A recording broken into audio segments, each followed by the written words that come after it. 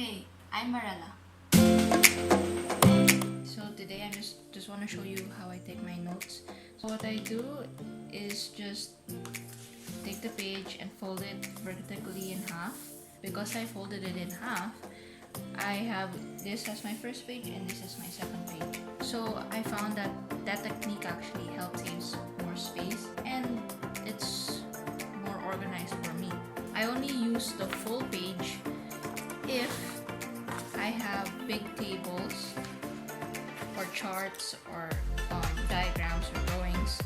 So for example, for chemistry, one example can be the chemical equation like this, that you can't fit it just in one column. So you have to really write it across the whole entire page, and that's why I also like big notebooks. If the table is this small, I can still use the top portion as like first page, second page, so like I still divide it into columns like this. And so that's how I took my college chemistry notes. They're little equations because I had small writing, and well, small enough to fit in large notebooks like this when I fold it into the vertical column. So that's it. And then when I took my master's, I didn't want to bring notebooks around too much. So what I did, I just used normal plain paper with no lines, just normal paper like short bond, long bond paper. I do the same technique, but first I would fold in half, like as I said earlier, vertically in half, open it again, and then for the main topic, I just use normal marker. So for each different topic, I'd use a different color of marker. So for example, this is topic 1. And then I put the title of the topic. So that's across the two columns because it's a main topic of the lecture. And then I'd still use the same color of marker if it's the same topic. So I'd do the first subtitle already in its column. One column is one page and the next column is the second page. So now I'll just start in the first page. So I do subtitle in all caps. And usually we have so many themes under the main topic. I usually go up to a 4th subtitle. So for the second subtitle, I'll show you guys what I do. I just write it normally with the first letter in capital. And then for the third one, I just do what I did for the second one, but this time I'd underline it. Remember, I'm just using the same color pen because it's under the same topic.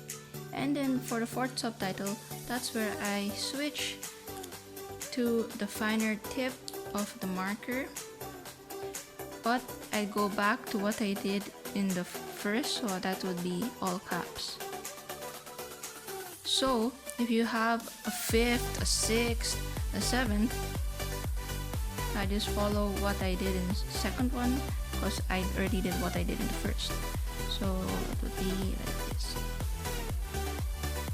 I hope you guys can see that. I'll put it closer right there. And then for the bullet points, I just use my pen.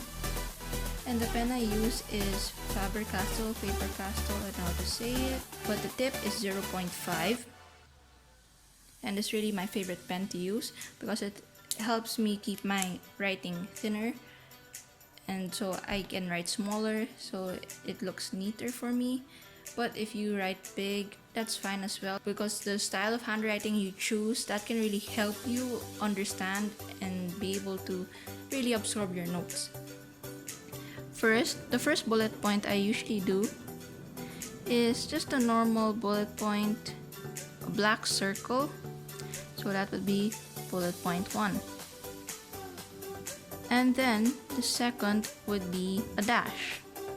So I would indent it a little bit just to show that this dash bullet point is explaining something of this first level bullet point. So that would be bullet point level 2. And next, I would make a greater than sign, again indented. So that's bullet point level 3. Next, I would do a hollow circle. These are usually the frequent and most common bullet points I use, because usually it only has like 4 levels of bullet points. But when it goes beyond that, I usually just think of other shapes that I can use as bullet points. And as you can see, I indented all of them so that I know that second bullet point explains the first, third explains the second, fourth explains the third, and so on if you have more.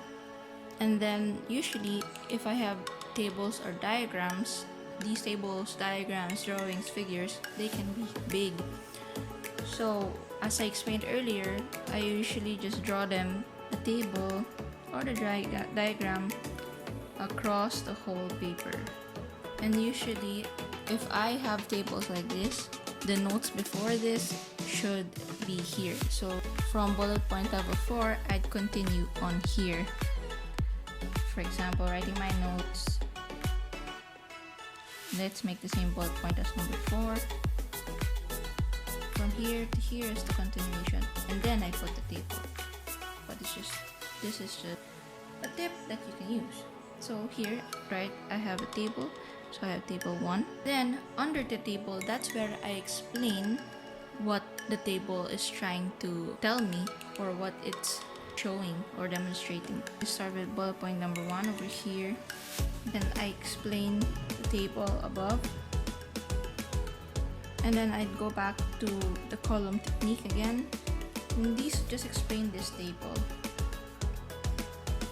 So this is just an example of how it can go.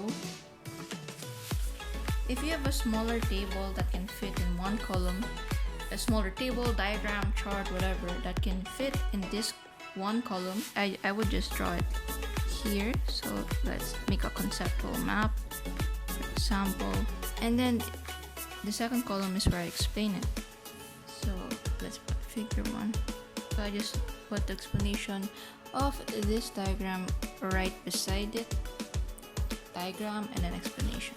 But if I do it this way, I usually put all diagrams under that topic in the same sheet of paper. So it's like that. Once I change the main topic, I change color. So for example, if I'm in topic 2, I'd use orange. Or if I'm in topic 3, I'd use a magenta. And then if I'm in topic 4, I can use light blue. How I compile my notes? Usually I use a folder like this. So for example, I have these papers and I compile them. I can actually just take this out, slip it in the folder, and slip this in like that. Oh, and when you take your notes, just be aware that you have to put some margins. Another one is you can find a binder. There are some that are smaller and it actually comes with their paper refills, so that's also good. Just beware of the margins again. I just did these notes just to show you guys. What I would do, I compile all the papers that I have, then I punch them. You can now slip it into the binder like so. Clip it, and there you have it. So that's really all there is. I hope you guys got something from these techniques and tips and tricks, whatnot, that you can use in your own daily note-taking journey. Everyone has different ways of really understanding and absorbing their notes. Just hope that this actually helped you guys and actually can help you guys in the future when you study, when you take your notes. Thank you. Hit the like button, subscribe,